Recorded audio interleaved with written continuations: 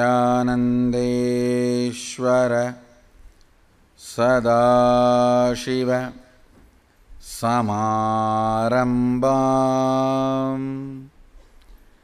नित्यानन्देश्वरि आदिशक्तिमध्यमाम् अस्मदाचार्यपर्यन्तां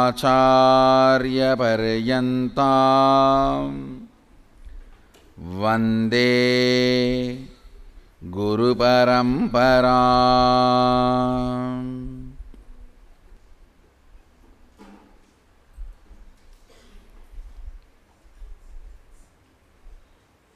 உங்கள் அனைவரையும் வணங்கி வரவேற்கின்றேன்.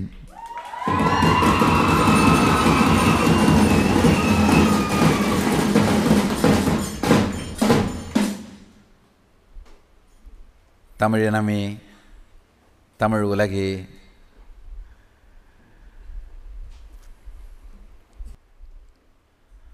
தமிழ்த்தாயே, பெருமான் வலக்கரத்தின் உடுக்கையிலிருந்து நீ பிறந்த பிறப்பின் மகத்துவத்தை வார்த்தையாலும் வாய்மையாலும் உன் உயிர்த்தன்மையை நீ வெளிக்காட்டும் சத்தியங்களாலும் உன் அழகான வார்த்தை அமைப்பினாலும் உன் கற்பு குறையாது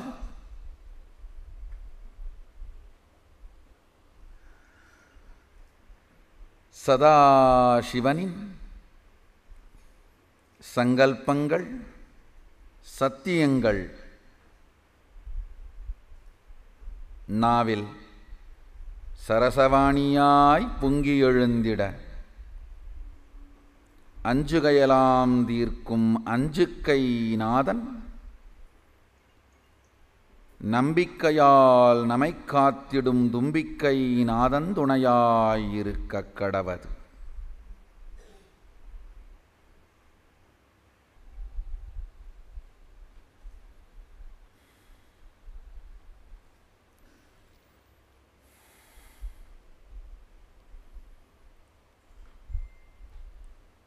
மகாசதாசிவ பரம்பொருள் பிரபஞ்சத்தின் அடிப்படை அறிவியலாக தன் அரூப ரூபத்தில் இருந்து அளித்த வேதங்களும்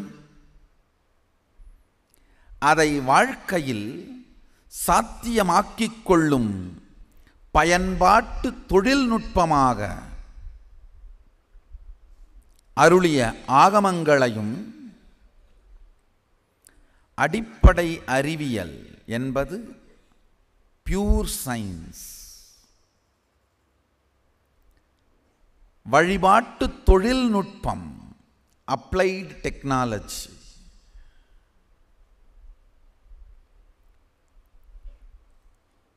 அடிப்படை அறிவியலாயும் வழிபாட்டு தொழில்நுட்பமாயும்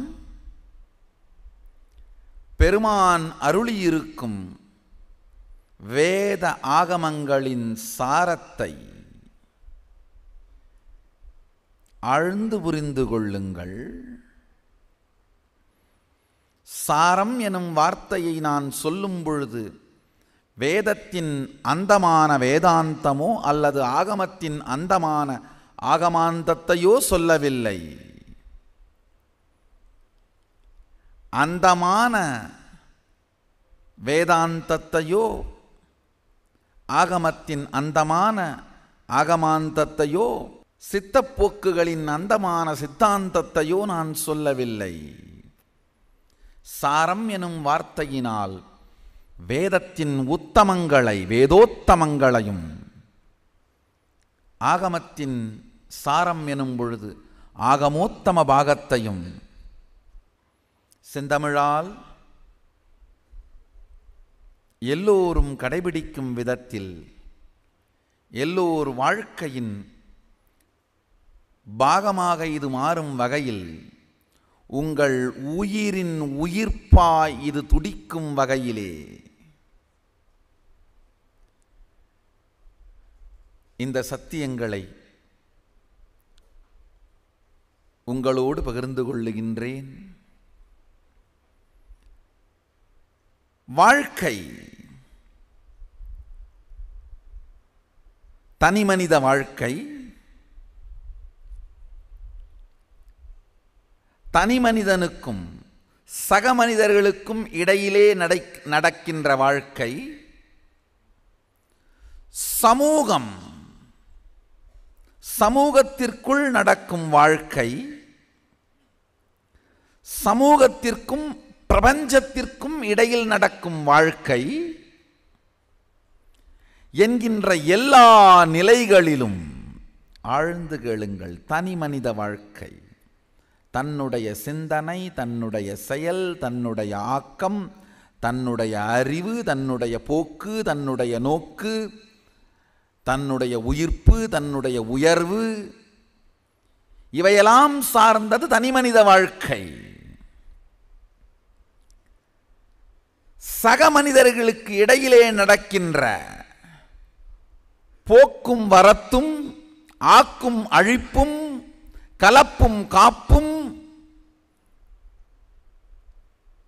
சமூக வாழ்க்கை. மொத்த மனித இனத்திற்கும் இடையிலே நிகழும் மனித இனத்தின் வாழ்க்கை. அரசியல், பொருளாதாரம், நாட்டின் கட்டமைப்பு, சமூகத்தின் மனக்கட்டமைப்பு, சமூகத்தின் உணர்வு கூட்டமைப்பு, சமூகத்தின் உணர்ச்சி கட்டமைப்பு, இவையெல்லாம் சேர்ந்தது.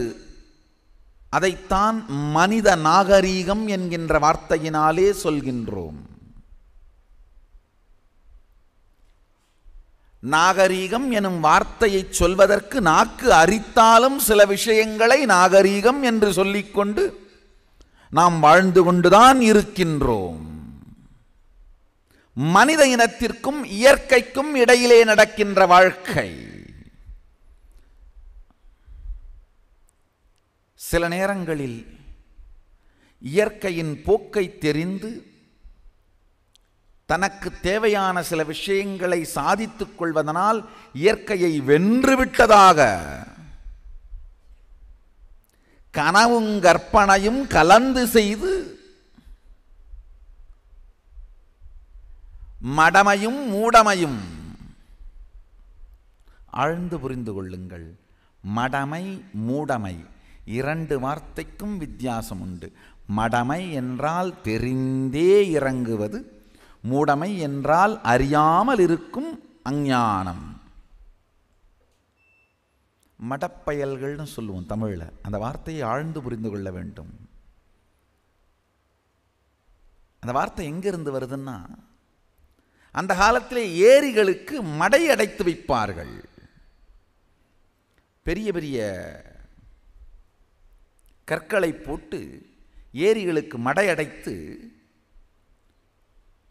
ஒருவேளை ஏரி நிறைந்து கரை உடைகின்ற அளவிற்கு நீர் வந்து விட்டால் தண்ணீரை வெளியேற்றுவதற்காக கீழ்ப்பகுதியிலே ஒரு உருளைகளை பதித்து அந்த உருளைகளை வைக்கோலும் களிமண்ணும் கலர்ந்து அடைத்து வைத்திருப்பார்கள். அதற்கு பேர் மடைன்னு பேர். ஒருவேளை ஏரி உடைஞ்சி போகிற மாதிரி, ஊருக்கு நாசம் வரும் அப்படின்ற மாதிரி சூழ்நிலை வந்தால் சில இளைஞர்கள் தைரியசாலிகள் உள்ள இறங்கி அந்த களிமண்ணும் வைக்கோலும் கலந்து அடைத்து வைத்திருக்கிற அந்த மடையை எடுத்து விடுவார்கள். அது ரொம்பவும் அபாயகரமான வேலை. அந்த வேலையை செய்யும் பொழுது பல பேர் அந்த தண்ணீரின் வேகத்தினாலே அந்த குழிக்குள் சென்று இறந்து விடுவது சாத்தியம். அதனால தான் மடை திறக்கச் செல்பவர்கள் குடும்பத்திடமிருந்து வாய்க்கரிசி வாங்கி கொண்டு செல்வார்கள். தெரிந்தே அபாயத்தில் நுழைவதைத்தான் மடை திறத்தல், மடையர்கள்னு சொல்றது. சில நேரத்தில் அது தியாகம்னு கூட சொல்லலாம். ஊருக்கு பெரும் நன்மையாக இருந்து தெரிந்தே இறங்கினால் அது தியாகம், யாருக்கும் நன்மை இல்லை என்று தெரிந்தே இறங்கினால் அது மடத்தனம். மூடத்தனம் என்பது தனக்குமே கூட தெரியாத அறியாமையினால் வருகின்ற அஞ்ஞானம். மடை என்கின்ற வார்த்தைக்குள் இத்துணை ஆழமான பொருள் உண்டு.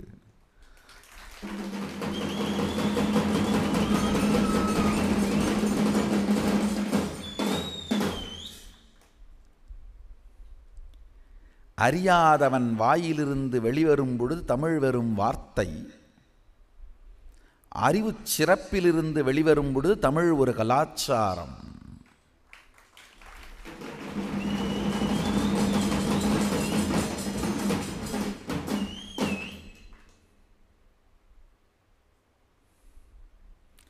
வெறும் செம்மொழி அல்ல, செய்தவன் மொழி.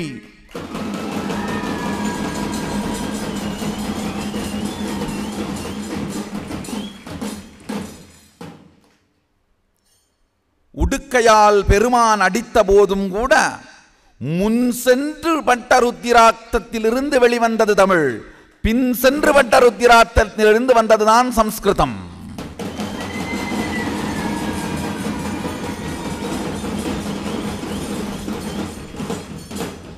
பெருமான் உடுக்கையை அடிக்கின்றார் மொழியை உருவாக்க, முன் சென்று ருத்திராட்சம் அடிக்கின்றது. உடுக்கையிலே 2 ருத்திராட்சங்கள், 2 புறமும் எருதின் தோல். முன் சென்று ஒரு ருத்திராட்சம் அடிக்கின்றது, பின் சென்று ஒரு ருத்திராட்சம் அடிக்கின்றது. முன் சென்று அடித்ததும் கிளம்பிய ஓசையின் இலக்கணத்தை புலிப்பாணி வியாக்கிரபாதன் பெறுகின்றான். பின் சென்று அடித்த ருத்ராட்சத்தின் ஓசையின் மந்திரங்களை சூத்திரங்களை பதஞ்சலி பெறுகின்றார். பதஞ்சலி பெற்றது சம்ஸ்கிருதம், புலிப்பாணி வியாக்கிரபாதன் பெற்றது தமிழ்.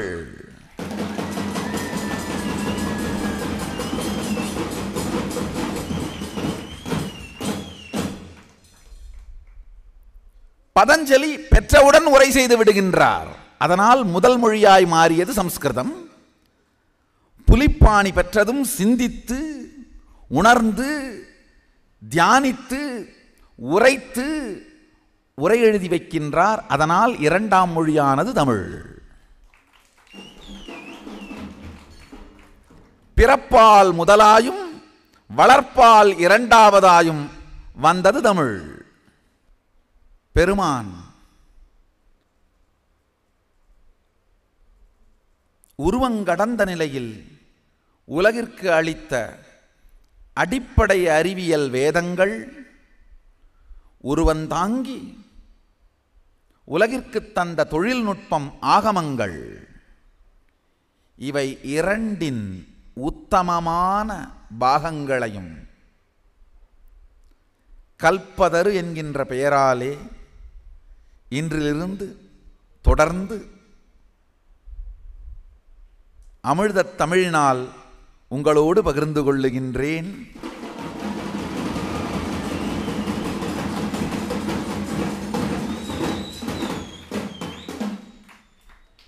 சங்கரன் சதாசிவன் அம்பலவாணன்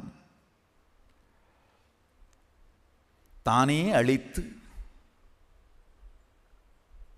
சூத்திர வடிவாய் வியாக்கிரபாதன் உள்வாங்கி சாத்திர வடிவாய் அகத்தியனுக்கு அளித்து அகத்தியன் அதை அகத்தியம் எனும் இலக்கண வடிவாய் செறிவாக்கி தன் சீடன் தொல்காப்பியன் மூலம் காப்பியம் எழுத வைத்து தொல்காப்பியத்திலிருந்து இன்று வரை தன்னுடைய உயிர் நாடியாக சைவத்தையே வாழ்ந்து வரும் தமிழன்னையே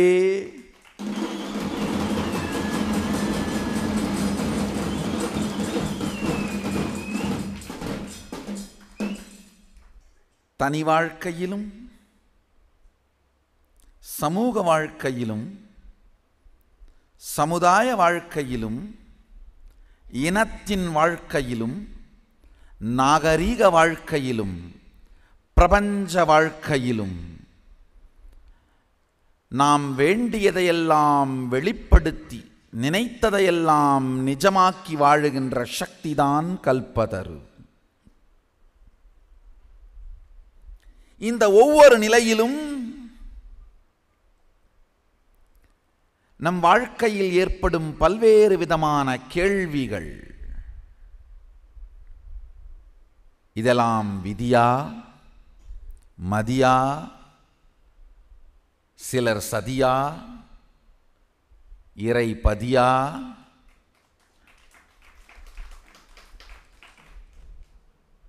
இதற்கு எது காரணம், எது காரியம்? ஆரணங்கை ஓரங்கு கொண்ட அம்பலவாணன் காரணமா, ஆரியத்தேவன் காரியமா?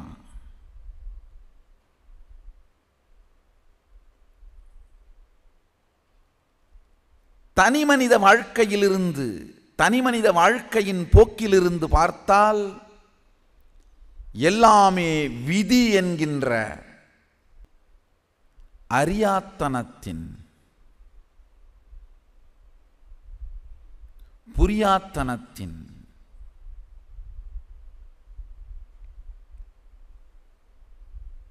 உச்சம். வாழ்க்கையின் அறியாத்தனத்தின், புரியாத்தனத்தின் உச்சம்தான் எல்லாமே விதி என்கின்ற பெயராலே ஏதோ நமக்கு புரியாத ஒன்றின் மீது குற்றம் சாட்டிவிட்டு, வாழ்க்கையையே அதன் மீது சாற்றிவிட்டு, விதிங்கிறது வேற ஒன்றும் இல்லை, வாழ்க்கையை பதி செய்த சதியாக பார்ப்பது விதி. இல்லையப்பா,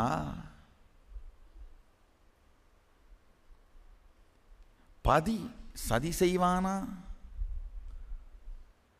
வாழ்வு அவன் அளித்த நிதி என்று பார்ப்பது மதி.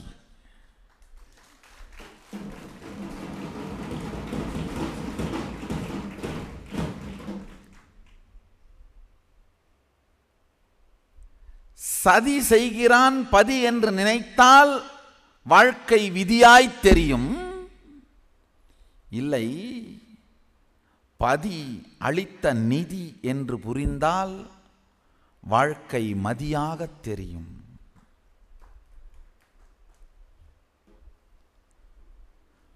உண்மையில்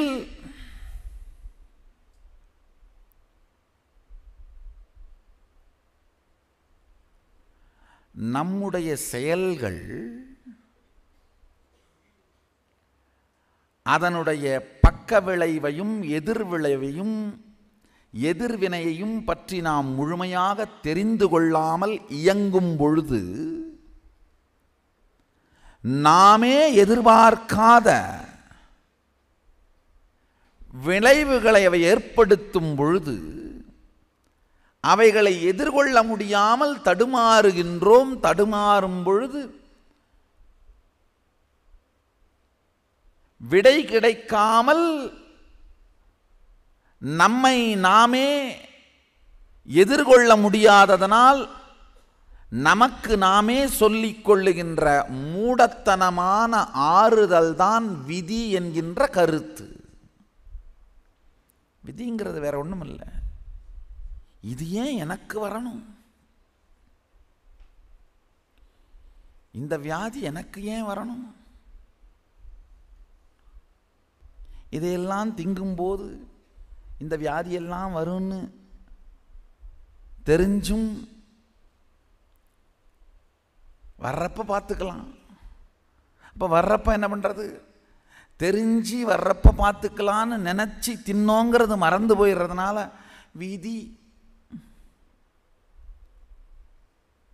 மதிகெட்டத்தனத்தை மறப்பதனால்தான் எதையும் விதி என்று நாம் சொல்லுகின்றோம். விதினா வேற ஒன்றும் இல்லை. மறந்து போன மதிகெட்டத்தனத்திற்கு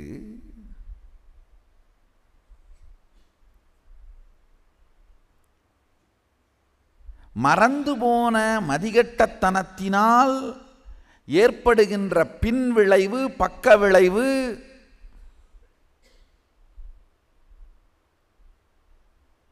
அதை எதிர்கொள்ள முடியாமல் இது ஏன் வந்தது என்கின்ற கேள்வி வரும் பொழுது விடை தெரியாததனாலே நம்மை நாமே தேற்றிக்கொள்வதற்கு, ஆற்றிக்கொள்வதற்கு ஏதாவது ஒரு காரணத்தை கண்டுபிடித்தாக வேண்டும். அதைத்தான் உடனே விதின்னு கண்டுபிடிச்சு வச்சிடுறோம்.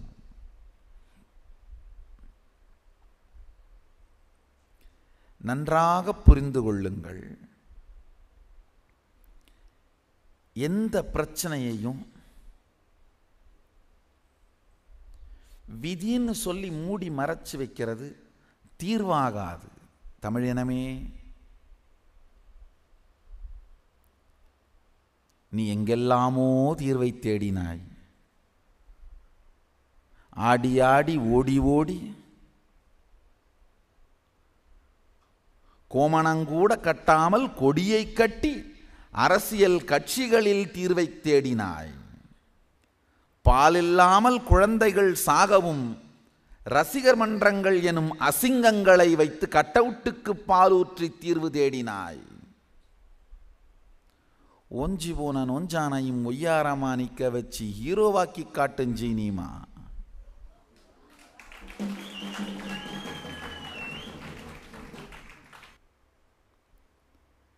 தமிழினமே, தமிழுலகே, கோமணம் கட்டாது கட்சி கொடிகள் கட்டி அரசியலில் தேடினாலும் தீர்வில்லை.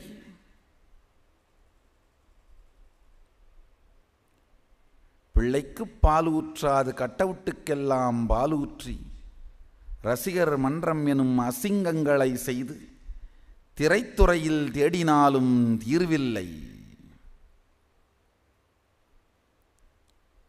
ஊருக்கொரு சாதிச்சங்கம் வைத்து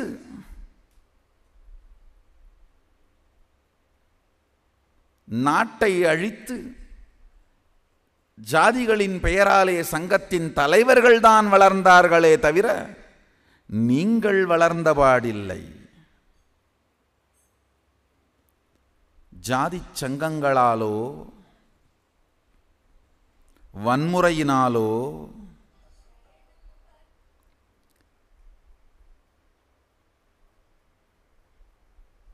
திரைத்துறையினாலோ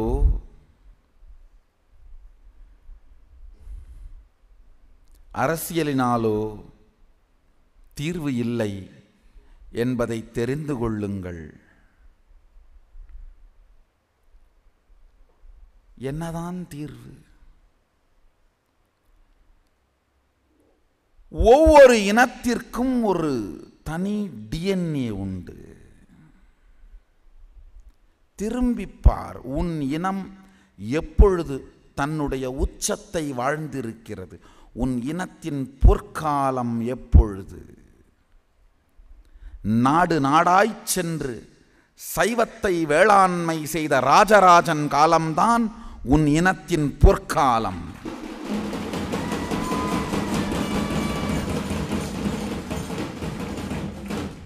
அந்த பொற்காலத்தின் எண்ண ஓட்டத்தின் அடிப்படை என்ன? அந்த பொற்காலத்தின் பொழுது உன் சமூகத்தின் சாராம்சம் என்ன? நாத்திக நாராசத்தால் இயங்கினாயா?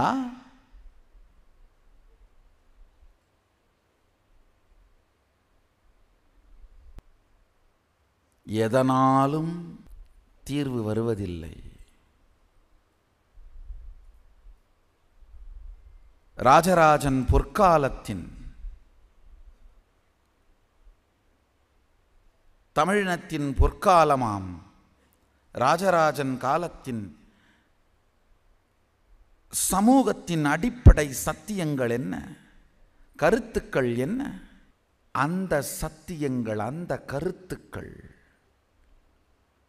அவைகளுக்கு மீண்டும் வருவதுதான் மீண்டும் தமிழினத்தின் பொற்காலத்திற்கான வழிமுறை.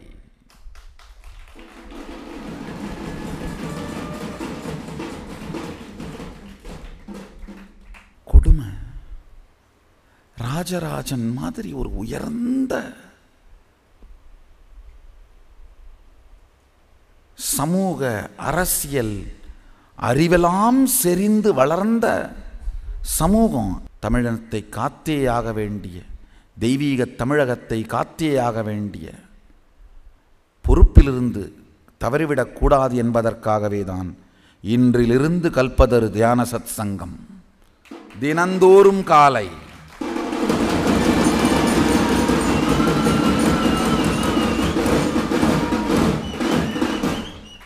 ஆன்மீக கருத்துகள் சத்தியங்கள் மட்டுமல்லாது அவைகளை சமூகத்தில் எப்படி சாத்தியமாக்குவது என்பதையும் சேர்த்து கேட்போர்க்கு வரமும்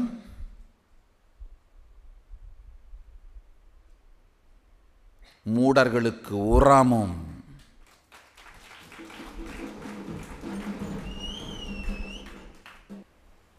பொய்யும் புரட்டும்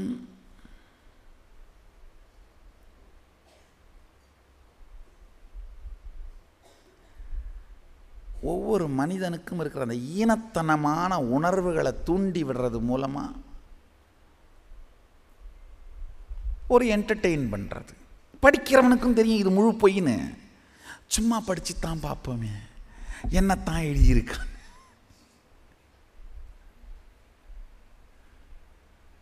நானும் பல நேரத்தில் பார்த்துருக்கேன், படிக்கிறவங்களை கேட்டதுண்டு. நான் ஏங்கய்யா உங்களுக்கே தெரியலையா இதெல்லாம் முழு பொய்ன்னு? ஆமாம் சாமி, இதை யாரை நம்ப போகிறாங்க, சும்மா ஒரு கதையை படிக்கிறோம்லாம் அந்த மாதிரி படிக்கிறது, அவ்வளோதான், விடுங்க. தமிழனுங்க புத்திசாலிங்க. ஒரு சாதாரண நியூஸ் பார்க்கணுனாலே 10 சேனல் பார்க்குறாங்க பாருங்க. 10 சேனலை பார்த்து மொத்தமாக தொகுத்து இவங்களே ஒரு முடிவுக்கு வருவாங்க.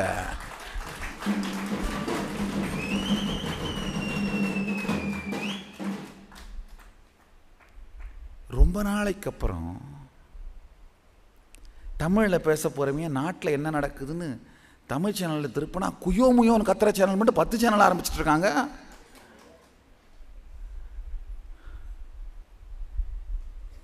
இது என்னையா இது? முதல்ல 2-3 காமெடி சேனல் தான் இருக்கும், இப்போ எந்த சேனலை போட்டாலும் காமெடியாகவே இருக்கு, எல்லாம் நியூஸ் வாசிக்கிறான். தமிழில் தனியாக காமெடி சேனலே வேணாம், நியூஸ் சேனலுங்களே போதும். எந்த நியூஸ் சேனல் ஆன் பண்ணாலும் காமெடியாக இருக்கு.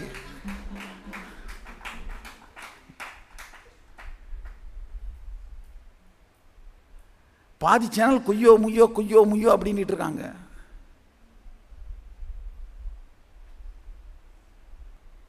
இவைகள் எல்லாவற்றிற்கும் சதாசிவ பெருமானின் சத்தியங்களான வேத ஆகமங்களிலிருந்து தீர்வுகளும் நிச்சயமான தீர்வுகளும் நிரந்தரமான தீர்வுகளை அளிப்பதற்காக சில பிரச்சனைகளை உருவாக்கும் தீர்வுகளும்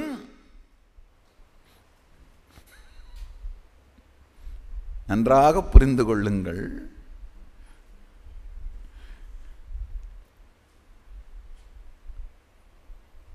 கேன்சரை வெளியில் எடுக்கணும்னா சர்ஜரி பண்ணி ஆகணும். தீர்வுகளும்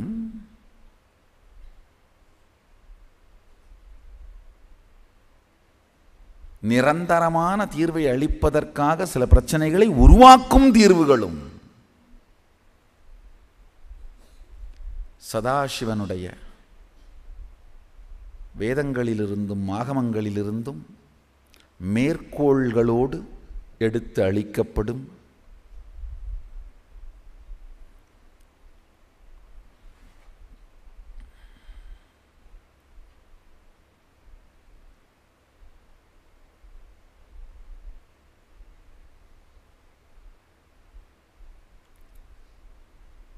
இந்த சத்சங்கங்கள் பக்தர்களுக்கெல்லாம் விருந்தாகவும் எதிரிகளுக்கெல்லாம் மருந்தாகவும்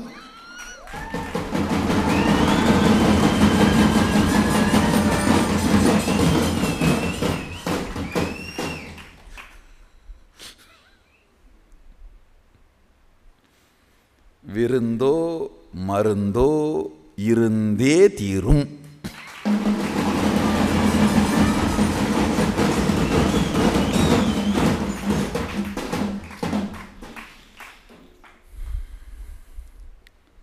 தினந்தோறும் காலை 8 மணி முதல் கல்பதரு நித்திய சத்சங்கம் தமிழில் என்று முடிவெடுத்து விட்டேன்.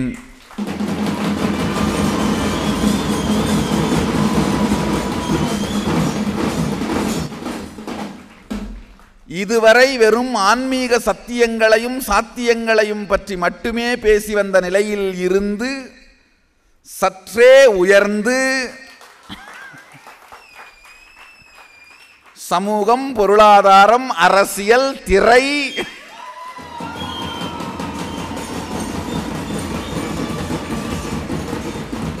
என்கின்ற எல்லா துறை விவகாரங்களிலும் சதாசிவனின் சத்தியங்களை எவ்வாறு சாத்தியமாக்குவது என்கின்ற முறைகளையும் சொல்வது என்றும் முடிவெடுத்திருக்கின்றோம்.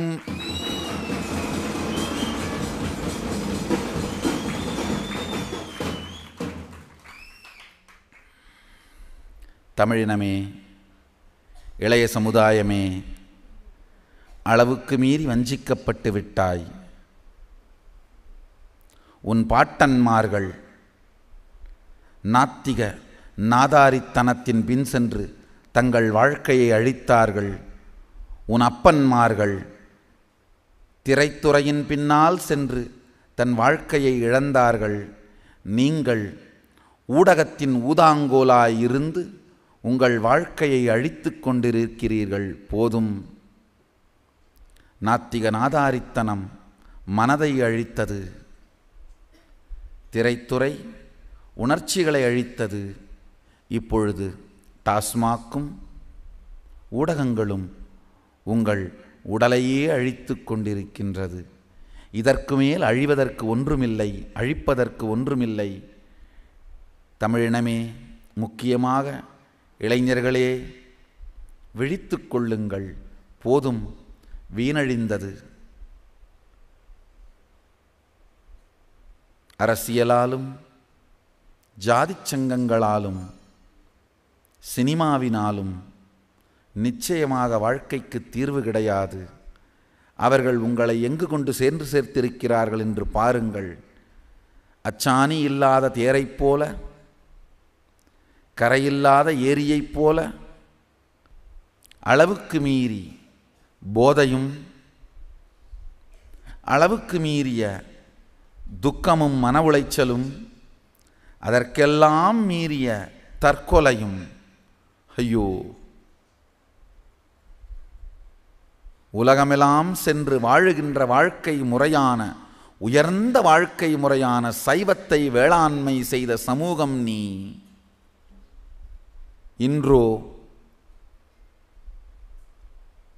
போதையின் வேதனையும் மன உளைச்சலின் பாதைகளும் தற்கொலையில் சென்று முடிகின்ற சமுதாயமாய் மாறிப்போனது. என்ன கொடுமை! இதற்கும் மேல் தாங்காது, உலகு தாங்காது. தமிழினமே, விழித்து கொள்ளுங்கள். தமிழ்ச் சமூகமே, விழித்து கொள்ளுங்கள். தமிழ் இளைஞர்களே, விழித்து கொள்ளுங்கள். உடனடி தேவை 1,00,000 இளைஞர்கள் ஒன்று சேரும் சந்நியாச பரம்பரை.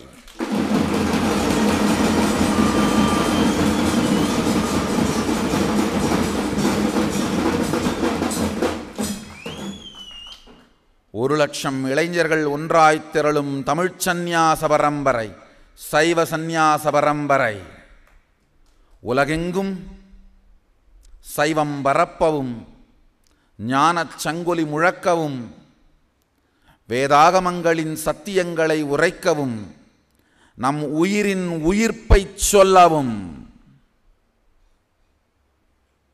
ஆன்மீக சக்திகளை வாழ்ந்து வாழ வைக்கவும் 1,00,000 இளைஞர்களோடு கூடிய சந்நியாச படைதான் உடனடி தேவை, உடனடி தீர்வு.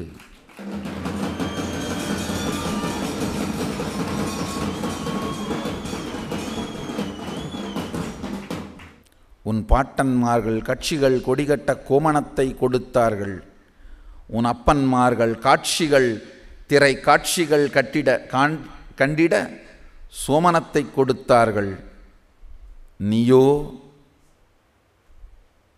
போதைக்காய் உன் வாழ்க்கையே கொடுத்து தடுமாறிக்கொண்டிருக்கின்றாய். இதற்கு மேலும் இழப்பதற்கு ஒன்றுமில்லை. இதற்கு மேல் உனக்கு ஒரே ஒரு கதிதான். இதற்கு மேல் உனக்கு விதி, மதி, கதி எல்லாமே சிவபதிதான்.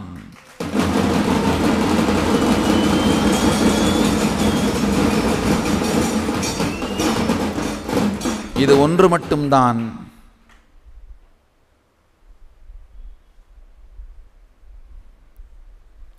உன் விதியிலிருந்து உன்னை மீட்டெடுத்து நல்ல மதியை காட்டி நல்ல கதிக்கு கொண்டு சென்று சேர்க்கும்.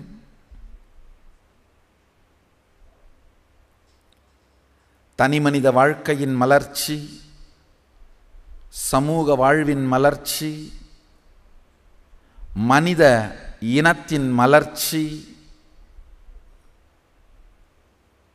நாகரீகத்தின் எழுச்சி எல்லாமே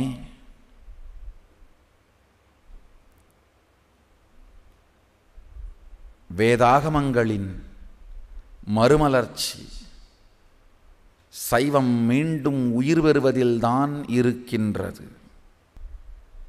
உயிர் கொடுத்தே தீருவோம்.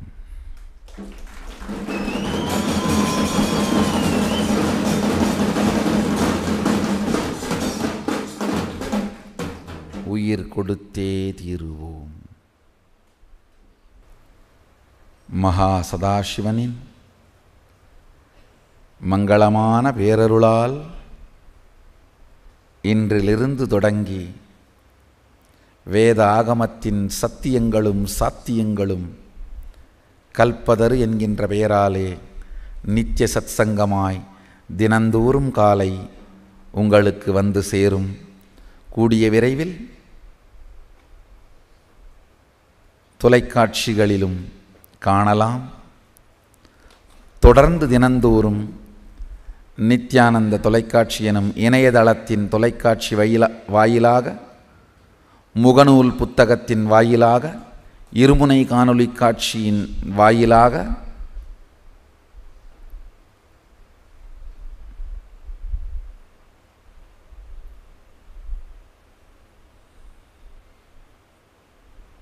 இணைந்திருங்கள்.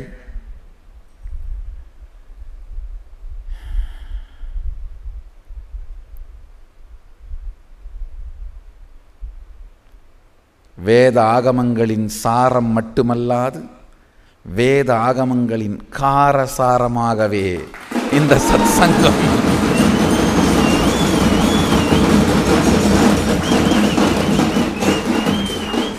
அமையப் போகின்றது.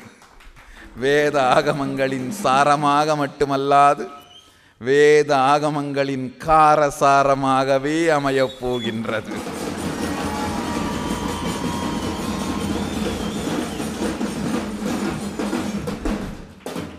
தமிழினமே தயாராகு.